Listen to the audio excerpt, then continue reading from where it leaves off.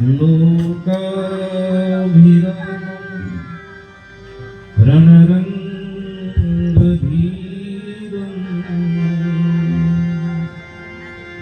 राजीवनेत्रं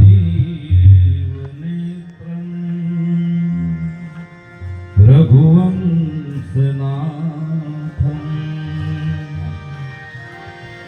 कारुण्यरूपं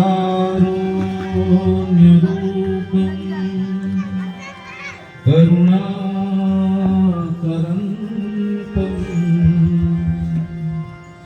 श्रीरामचन्द्रं शरणं प्रपद्ये। मनोजवं मारुततुल्यवेगं जितेन्द्रियं बुद्धिमतां वरिष्ठं वातात्मजं वानरयूथमुख्यं श्रीरामदूतं शरणं प्रपद्ये। हरे राम हरे राम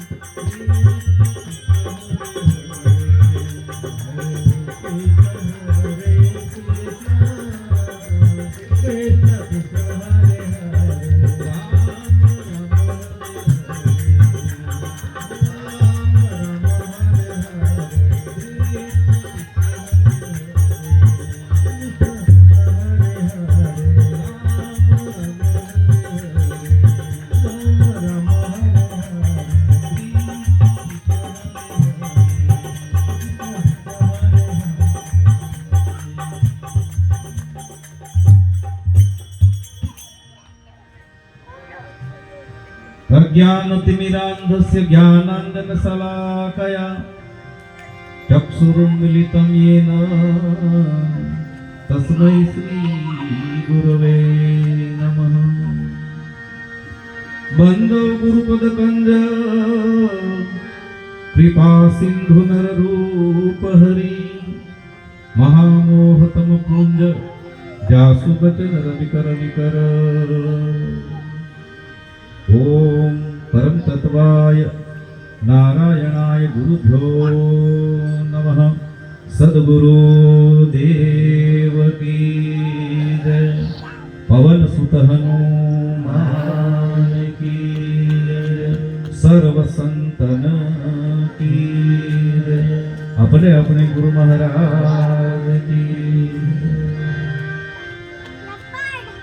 हनुमान दादाना आ पावन सानिध्यમાં ખૂબ જ દિવ્ય એક સુંદર સંધ્યાના આ સમયે જે અખંડ સંકીર્તનનો એક નાદ અવિરત ગુંજે છે એવા આ પાવન સ્થાનમાં હનુમાન દાદાની કૃપાથી ઘણા વર્ષોથી આપણે આ રીતે આ દિવસે એટલે કે ગુરુ પૂર્ણિમા વ્યાસ પૂર્ણિમાના દિવસે સંધ્યા સમયે ભેગા મળીએ છીએ।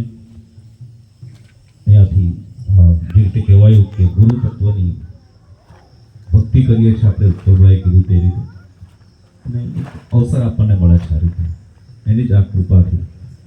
તો આ રીતે વિશેષ રૂપથી આજના દિવસે હનુમાન દાદાના દરબારમાં એમને જ્ઞાન અને વિજ્ઞાન સ્વરૂપ માની આપણા સર્વેના સદગુરુ માની પ્રણામ કરીએ છીએ।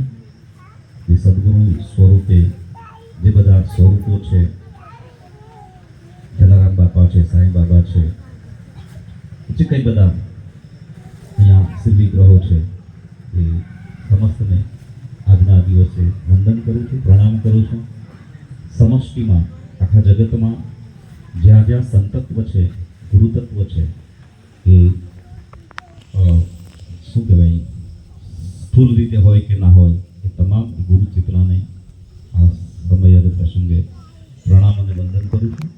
સાથે ફરીવાર કહું તો આ એક સુંદર અવસર આપણને મળે છે। એની કૃપા છે તો મળે છે અને એની કૃપા છે તો જ બધું છે। અહીંયાથી અનિલભાઈ પહેલાં શરૂઆત કરી ત્યારે એક દોહો ગાયો।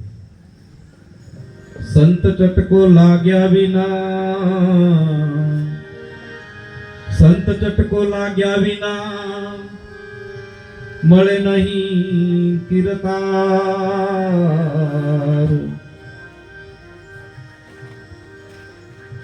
યળમાંથી ભમરી બને તો નરને કેટલી વાર। સંસ્કૃતમાં એક વસ્તુ છે કીટભ્રંગનો ન્યાય। કીટભ્રંગનો ન્યાય એટલે આપણે દિવાલ પર જે માટીનું ઘર બનાવી દે આવડું ભમરી હોય એ માટી લાવીને માટીનું ઘર બનાવે અને પછી એ ભમરી ક્યાંકથી કોઈ ઈયળ પકડી લાવે અને પછી એમાં પૂરે ઈયળ અને પછી થોડાક દિવસ પછી આપણે જોઈએ તો એમાંથી ઈયળ નથી હોતી, એમાંથી નવી ભમરી એ ઈયળમાંથી ભમરી બનીને નીકળે છે। આ કીટભ્રંગનો ન્યાય છે। બને છે એવું કે ભમરી જે હોય છે માટીનું ઘર બનાવ્યા પછી કોઈ પણ પ્રકારની ઈયળ હોય એને પકડે અને પોતે ડંખ મારે છે, ડંખ મારે છે અને ત્યારે એ ઈયળને ખૂબ વેદના સતાવે છે અને એ ડંખ મારનાર ભમરીનું સતત એ ચિંતન કરે છે અને એ આ રીતે ત્યાંથી પછી ભમરી એને ઉપાડીને લાવે, માટીના ઘરમાં મૂકે। થોડોક સમય જાય એટલે વેદના પાછી ઓછી થાય એટલે વળી પાછો ડંખ મારે, વળી પાછી વેદના તાજી થાય, ખૂબ વેદના થાય અને એ ઈયળ સતત ભમરીનું ચિંતન કરે અને આ રીતે સતત ડંખ મારતી રહે આ ભમરી એને અને આ ઈયળ સતત ભમરીનું ચિંતન કરતી રહે છે અને સતત એ ઈયળ ભમરીનું ચિંતન કરીને ઈયળમાંથી ભમરી બને છે। ઈયળમાંથી ભમરી બને, સતત ચિંતન કરીને જો ઈયળમાંથી એ ઈયળ ભમરી બની જતી હોય तो नर ने કેટલી વાર फिर हम तो फिर भी मनुष्य है, આપણે માણસ છીએ। શું ન થઈ શકે આપણા જીવનમાં? કેમ ક્રાંતિ ન થઈ શકે? થાય જ ક્રાંતિ સરસ છે। સંત ચટકો, સંતનો ચટકો લાગવો જોઈએ, ચટાકો લાગવો જોઈએ। કોઈ વસ્તુ ભાવતી હોય, આપણે કોઈ પદાર્થ સ્વાદિષ્ટ આપણને મન ગમતો હોય ને એનો ચટાકો લાગી જાય આપણને, પછી આપણને ઈચ્છા થાય કે વારંવાર એક પદાર્થ આપણને ખાવા મળે, એ માણવા મળે, એનો ચટાકો લાગે. તો એ જ રીતે જીવનમાં સંતનો ચટકો એકવાર લાગી જાય, ગુરુજનનો કોઈ ચટકો લાગી જાય, એનામાં રુચિ પ્રગટી જાય આપણી, એનો નેહ લાગી જાય, એના પ્રત્યે આસ્થા, પ્રેમ, ભક્તિ અને ભાવ એ જો જાગી જાય, તો સંત ચટકો લાગ્યા વિના એ જો લાગે તો ક્રાંતિ થઈ જાય. ઈયળમાંથી ભમરી બને તો નરમાંથી નારાયણ ચોક્કસ થઈ જ જાય. પણ એ સંત ચટકો જો નથી લાગતો તો મળે ક્યાંથી કીર્તાર? એને ભગવાન કોઈ દિવસ મળે નહીં, એનું લક્ષ્ય કોઈ દિવસે પામી શકે નહીં. જીવનમાં ભગવાનને પ્રાપ્ત કરવા એ મોક્ષ કે મુક્તિ કે એનો સાક્ષાત્કાર કરવો એ છેલ્લામાં છેલ્લું લક્ષ્ય છે જીવન. પણ તે ઉપરાંત પણ જીવનમાં ઘણા બધા એવા લક્ષ્યો છે, ઘણા બધા કાર્યો છે આપણા, જે આપણે ઈચ્છીએ છીએ કે આપણા જીવનમાં આપણે એમાં સફળ થઈએ, પ્રાપ્ત કરીએ, એચીવ કરીએ. અને એ બધું જ એચીવ કરવા માટે, પ્રાપ્ત કરવા માટે સંત ચટકો લાગવો જોઈએ. કોઈ સંતજનની, કોઈ ગુરુજનની અમી દ્રષ્ટિ, કૃપા દ્રષ્ટિ એ જો આપણને પ્રાપ્ત થઈ જાય તો જ કામ બને. બાકી આપણે ગમે એટલી મહેનત કરી લઈએ, પ્રયાસ કરી લઈએ, કોશિશ કરી લઈએ અને કહીએ કે હું સફળ થઈ જાઉં, બિલકુલ ખોટી વાત છે. જગતમાં કેટલાય ભૂતકાળથી લઈને અત્યાર સુધીના ઇતિહાસો જીવંત ઉદાહરણ સ્વરૂપ આપણી સામે છે, બિલકુલ આપણી સામે છે કે કેટલાય સંતોના આશીર્વાદથી કેટલા ક્રાંતિકારી એક પરિણામો નીકળ્યા છે. શિવાજી, અદ્ભુત ચારિત્ર્ય શિવાજીનું. એક શિવાજી જો નહીં હોત, એ શિવાજી નહીં પાક્યો હોત, તો શિવાજી નહીં પાક્યો તો ઘણીવાર કહું છું કે આપણે અત્યારે ગુરુ પૂર્ણિમાનો અવસર ઉજવી રહ્યા છે, એ બંધ થઈ ગયો ત્યારનું. આપણા કપાળમાં તિલક છે, એ તિલક આપણે ભૂલી ગયા હોત, કંઠી માળા, જપ તપ એ બધું ભૂલાઈ ગયું હોત. કારણ કે મોગલ સામ્રાજ્યનો ત્યારે આધિપત્ય હતું, એક એક મંદિર, મૂર્તિ બધું ખંડિત થઈ ગયું. પણ શિવાજી પાક્યો અને એણે ક્રાંતિ કરી. શિવાજી આ ક્રાંતિ કરી અને આપણા હિન્દુત્વને અથવા તો આપણા આ ભક્તિભાવને, પૂજા પાઠને, આપણી સાધનાઓને, આપણી સંસ્કૃતિને એણે બચાવી. તો શિવાજીમાં શક્તિ આવી ક્યાંથી? બે જગ્યાએથી આવી છે. એક તો બહુ જાણીતું વાત છે, જાણીતું પદ છે કે પેટમાં પોઢીને સાંભળી હતી એણે રામ લક્ષ્મણની વાત રે શિવે, રામ લક્ષ્મણની વાત માતાજીને મુખ દીધી, ઓલી એની નીંદ દીધી, શિવાજીને નીંદ ગુમાવે, માતાજી દીધાઈ ભૂલાવે. પેટમાં પોઢીને સાંભળી રામ લક્ષ્મણની વાત રે શિવે, માતાજીને મુખ દીધી, ઓલી એની નીંદ ડોલે, શિવાજીને નીંદ ગુમાવે, શિવાજીને નીંદ ગુમાવે.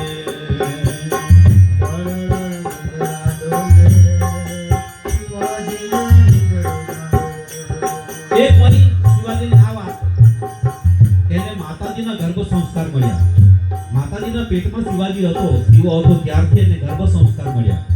એ ગર્ભમાં હતો ત્યારથી જ માં રામ અને લક્ષ્મણની વાતો વાંચતી, સંભળાવતી, સાંભળતી અને એ આખું ચરિત્ર, એનું કેરેક્ટર આખું શિવાજીમાં આત્મસાત થયું ગર્ભમાં જ. ગર્ભ સંસ્કાર માતાજીના. બીજું એનાથી પણ વિશેષ શિવાજીને સમર્થ સ્વામી રામદાસ, સદગુરુ રામદાસ એના આશીર્વાદ મળ્યા.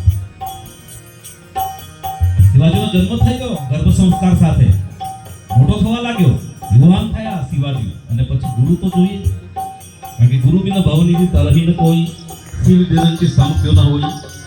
ગુરુ તો જોઈએ. પછી સ્વામી રામદાસને ગુરુ કર્યા. અને ત્યારે સ્વામી રામદાસે શિવાજીને દીક્ષા આપી. શિવાજીની સાથે સંવાદ થયો. શિવાજી કહે કે મને દીક્ષા આપી, मुझे माला दे दो. ने ત્યારે રામદાસે કીધું કે तुम्हारे हाथ में माला नहीं, तुम्हारे हाथ में भाला की जरूरत है. તારા હાથમાં ભાલો જોઈએ. માળા તો બધા ફેરવે છે, તું ભાલો હાથમાં લે, માળા તારા માટે હું કરી દઈશ. વાત સ્વામી સમર્થ રામદાસના આશીર્વાદ શિવાજીને મળ્યા, સદગુરુના આશીર્વાદ મળ્યા, અને એટલે આ શિવાજી આ ક્રાંતિ કરી. એકલા હાથે કેટલો જબરદસ્ત કાર્ય કર્યું. કોઈ પકડી ન શકે, એને કોઈ આંબી નહોતું શકતું એ વખતમાં.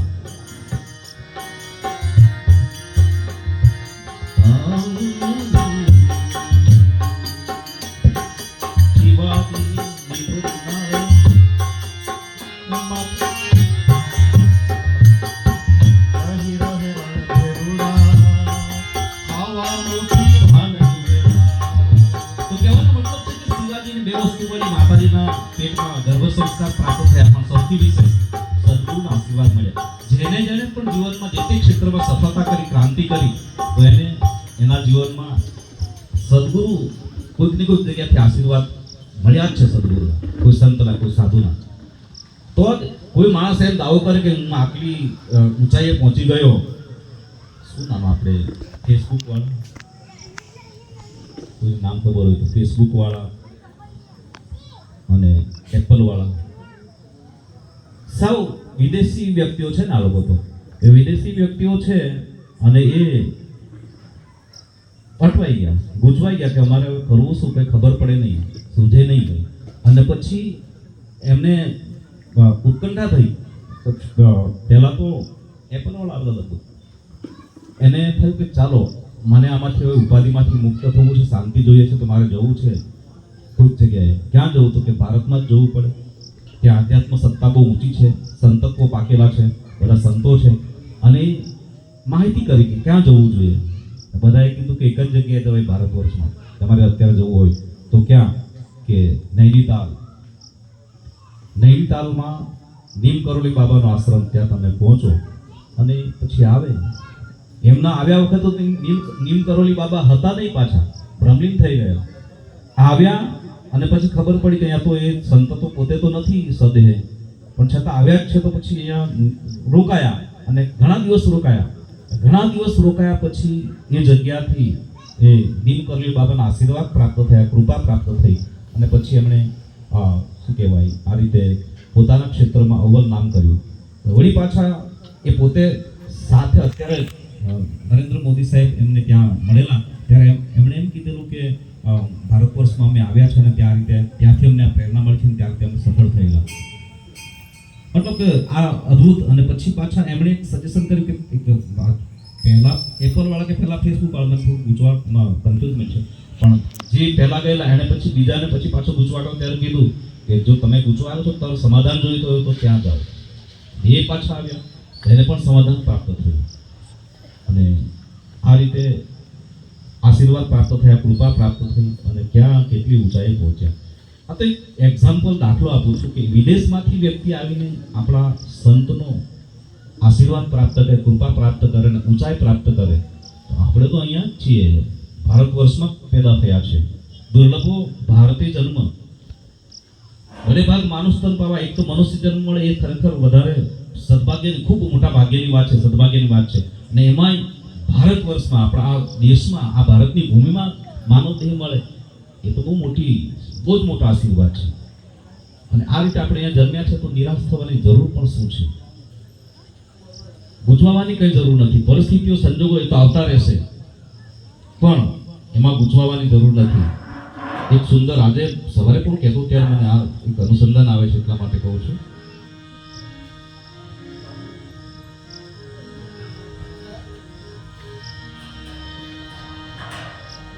લાચારી કે મજબૂરી શા માટે? શ્રદ્ધા રાખીએ આપણે, કોઈક સંતનું શરણ પકડીએ, શાસ્ત્રોનું શરણ પકડીએ. શું કામ ડરીએ છીએ? શું કામ આપણે ગભરાઈએ છીએ? બહુ સુંદર એક ભાવ છે.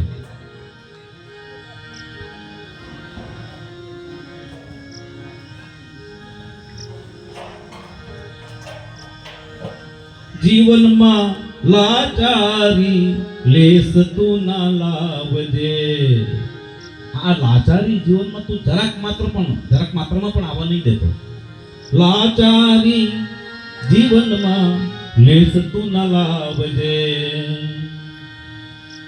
પાંડવ થઈ પૃથ્વી પર પાપને પડકારજે.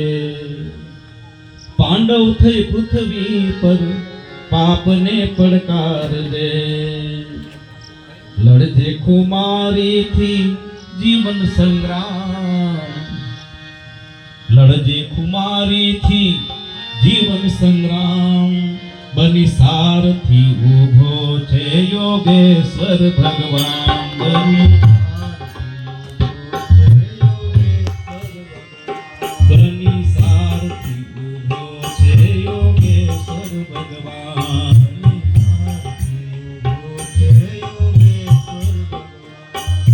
ગાંડીવ લઈ હાથમાં અર્જુન થાયુવાન.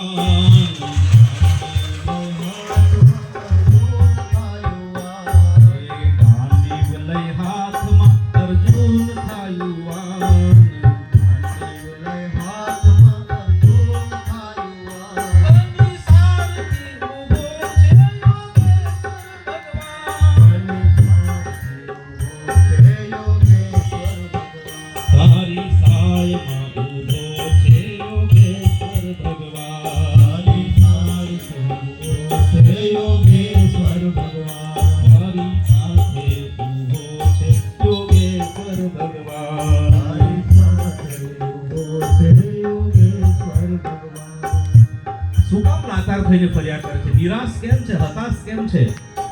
વિશ્વાસ રાખ, તારી સાથે જ ઊભો છે ભગવાન યોગેશ્વર. અને યોગેશ્વર આજે એટલા માટે એની ચર્ચા કરવી જરૂર છે કે યોગેશ્વર એટલે ભગવાન શ્રી કૃષ્ણ. આજે ગુરુ પૂર્ણિમા છે, તો ગુરુ કોઈ સંત તો છે જ ગુરુ. હનુમાન દાદા પણ ગુરુ છે, પણ કૃષ્ણ જેના માટે આપણે જાણીએ છીએ કે વસુદેવ સુતમ દેવમ કંસ ચાણો મર્દનમ. વસુદેવ પરમાનંદમ કૃષ્ણમ વંદે જગતગુરુ. કૃષ્ણ જગતના ગુરુ છે, ભગવાન છે પણ જગતના ગુરુ પણ છે સાથે. એ જગતના ગુરુ છે, પોતે ભગવાન પણ છે, ટુ ઇન વન છે. એ આપણી સાથે જ છે. તો સતત વિશ્વાસ રાખે, ભરોસો રાખે, અને ભરોસો જો રાખે તો કામ આપણું બની જાય. અહીંથી કોણ કીધું કે નિરંતર કૃપા તો વરસી જ રહી છે ને. કૃપા કઈ ખંડિત થોડી છે, અનરાધાર વરસી રહી છે. જેમાં થોડાક દિવસ વરસાદ સતત આવ્યો, તો કૃપાનો વરસાદ, સંત કૃપાનો વરસાદ એ સતત અનરાધાર વરસી રહ્યો છે. એ ખંડિત નથી બિલકુલ. જરૂર છે કેવળ આપણામાં પાત્રતાની. પાત્રતામાં એક જ વસ્તુ છે, ભરોસો, શરણાગતિ, વિશ્વાસ. જેણે જેણે પોતાના જીવનમાં ભરોસો કેળવ્યો, શ્રદ્ધા રાખી, વિશ્વાસ રાખ્યો, કોઈ જગ્યાએ નિરાશ થઈ શકે નહીં. ભરોસો રાખવાનો, મારી સાથે મારા સદગુરુ છે, સદગુરુના આશીર્વાદ છે. એ મારા સારથી બનીને મને માર્ગદર્શક બનીને મારા જીવનને આગળ વધારી રહ્યા છે, દોરી રહ્યા છે. બની સારથી ઊભો છે યોગેશ્વર ભગવાન. બની સારથી ઊભો છે યોગેશ્વર. ઉભરાતું યૌવન યોગેશ્વરને આપજે. ઉભરાતું યૌવન યોગેશ્વરને આપજે. કામ કરી ઈશ્વરના જીવન દીપાવજે. કામ કરી ઈશ્વરના જીવન દીપાવજે. ઘર ઘરને કરજે તું ભક્તિના ધામ.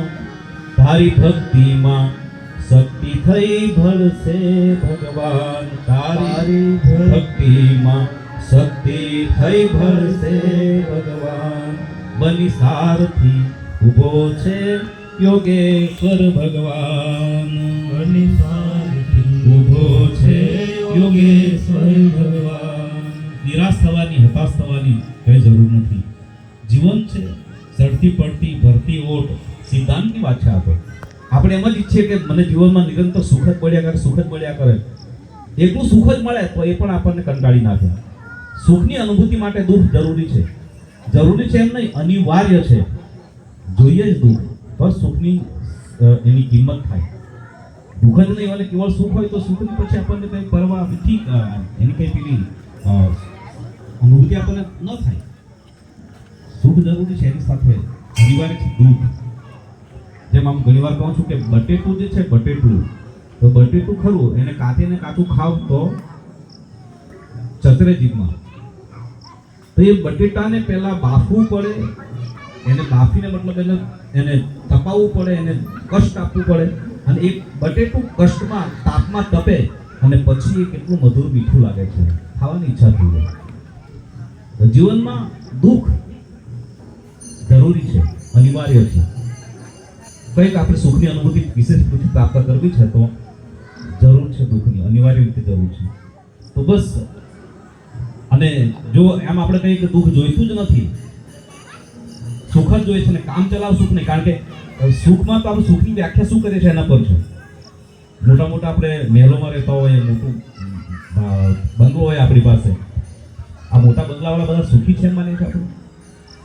નહીં, બિલકુલ નહીં. એમની હાલત બહુ ખરાબ છે. બંગલાથી સુખ નથી મળતું. મોટી ગાડી, એસી ગાડીમાં ફરીએ, કારમાં ફરીએ, એ સુખ છે નહીં. એમાં બેઠેલો પરસેવે રેપચેપ થતો હશે, એસી ચાલુ થતો હોય. સુખ એમાં નથી, સાધનોમાં તો છે જ નહીં. ભગવાન માટે જરૂરી છે એ પાકું છે પાછું, પણ સુખ, સાચું સુખ એમાં નથી. સાચા સુખની જો ચર્ચા છે તો બે જગ્યાએ મળે સાચું સુખ. મહાપુરુષોએ જે માર્ગદર્શન આપ્યું એ પ્રમાણે કહું છું. એ મેરી વાત નહીં, એ મારા કિસ્સાની વાત નથી. આ સાચું સુખ જોઈતું હોય ને શાશ્વત સુખ જોઈતું હોય, નિરંતર ચાલ્યા કરે, ટેમ્પરરી નહીં હોય, કામ ચલાવ નહીં હોય, એવું સુખ જોઈતું હોય તે સુખ બે જગ્યાએ મળે. એ સુખ બે જગ્યાએ મળે. એમાંની એક જગ્યા છે ભગવાનના નામ સ્મરણમાં. એક તો સાચું સુખ છે, ભગવાનના નામ સ્મરણમાં સાચું સુખ છે. બીજું સંતના સંગમાં. બે જગ્યાએ સાચું સુખ મળે. એક તો સંતનો સંગ હોય નિરંતર, એ સંતના સંગમાંથી સાચું સુખ મળે આપણને. કામ ચલાવવાને નિરંતર પરમાનન્ટ સુખ મળે. બીજું ભગવાનના નામ. આ બંને વસ્તુ બહુ અદ્ભુત છે, અને આ બંને વસ્તુ માટે ભગવાને પોતે પોતાની અસમર્થતા વ્યક્ત કરી છે કે આનું મહાત્મય હું નહીં કહી શકું. એના પોતાનું નામ, ભગવાનનું નામ અને સંત, એ બેના માટે ભગવાને પોતાની અસમર્થતા પ્રગટ કરી કે આ બેનો મહિમા હું કહી શકું નહીં. આટલું આ વિશેષ છે. આ બેના શરણમાં, એક તો ભગવાનના નામમાં અને સંતના સંગમાં સાચું અને શાશ્વત સુખ એની પ્રાપ્તિ થતી હોય છે. તો બસ આજની આ ગુરુ પૂર્ણિમાએ હનુમાન દાદાના શરણમાં આપણે એ જ પ્રાર્થના કરીએ કે બસ અમને સાચા સુખની શોધ છે, સાચું સુખ મળે અમને, કામ ચલાવ નહીં, ટેમ્પરરી નહીં.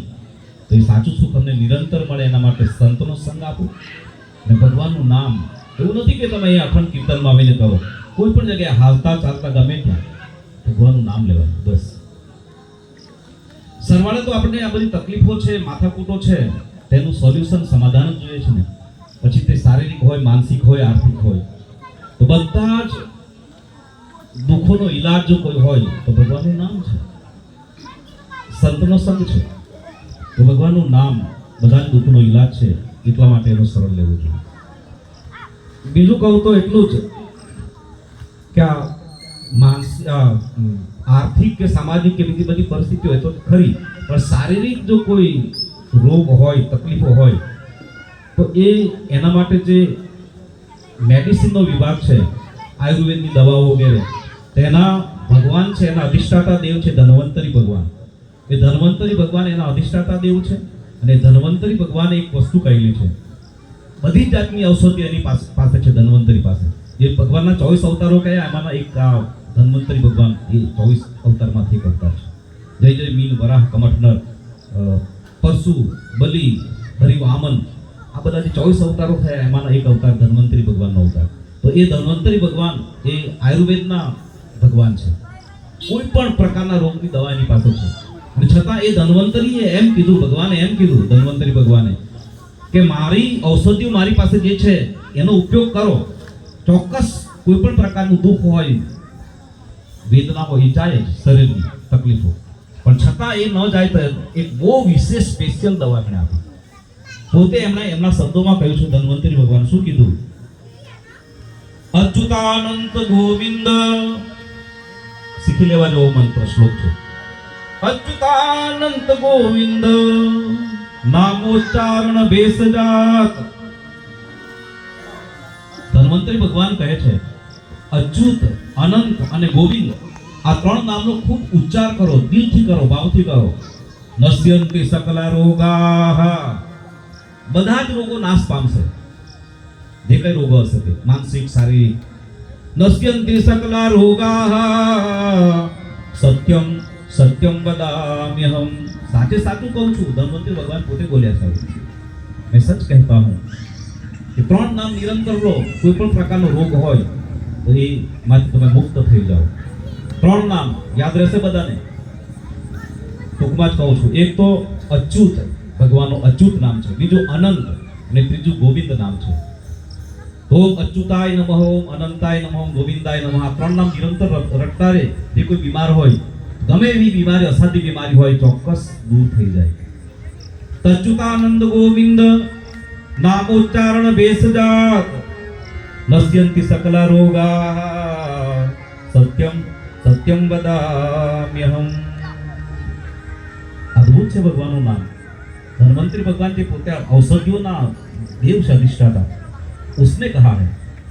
પોતાના શ્રીમુખથી કહેલી વાત છે. ભગવાને પોતે ધન્વંતરી ભગવાને કહેલી વાત છે. તો ભગવાનનું નામ અદ્ભુત છે. હવે ભવના રોગનો ઈલાજ ભગવાનના નામથી થાય છે. આવો ભગવાનનું નામ અને સંતનો સંગ. આજે ગુરુ પૂર્ણિમા છે, વ્યાસ પૂર્ણિમા છે. વધારે સમય લેતો નથી, સમયની દિશામાં ગતિમાન પણ છે. 2-4 મિનિટમાં મારી વાતને સંપન્ન કરીશ. પણ કહેવાનો મતલબ, ઈશ્વરભાઈએ અપીલ કરી, બોલતા હતા કે ઘરમાંથી 2 જણા પણ આવીને 1-1 કલાક કરો. આ કંઈ ભીખ નથી માગી, યાચના નથી કરી, પણ બહુ સુંદર ભાવ મૂક્યો છે. હમારે લીએ છે, આપણા માટે છે. જે કરશે એના માટે છે. એ ભાવથી કરશે, કુભાવથી કરશે, ગમે તે રીતે કરશે, પણ જે કરશે એને એનું ફળ મળશે. ભગવાનના નામની તો મહિમા શું કેવો. આવી ચર્ચા હું એ જ કરું છું. સાચા સુખની પ્રાપ્તિ કરાવે છે ભગવાનનું નામ આપણને.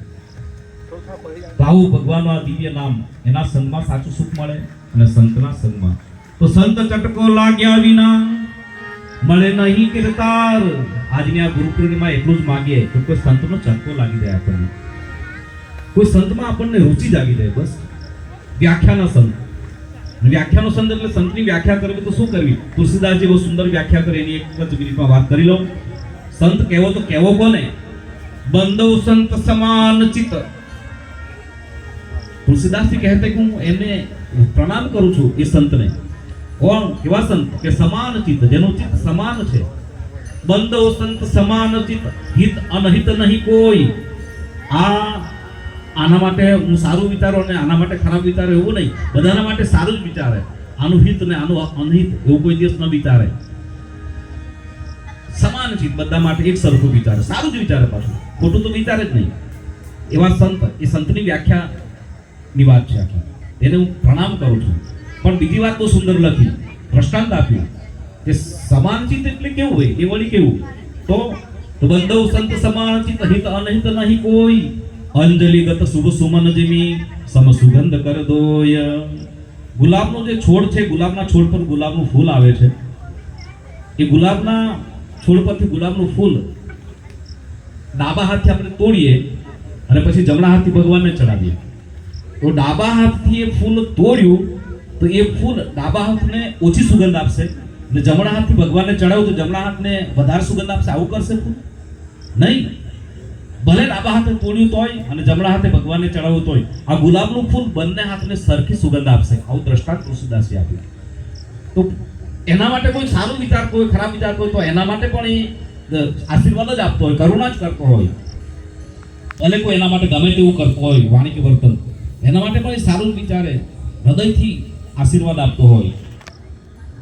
અંજલિગત શુભ સુમન જીની સમ સુગંધ કર દો. એ બધાના માટે, જેના મનમાં આ મારો મિત્ર છે, આ શત્રુ છે, ગંગા સખીએ કીધું, બહુ સુંદર વાત કીધું. શત્રુ ને મિત્રો જેને એકે નહીં ઉરમાં પાનબાઈ.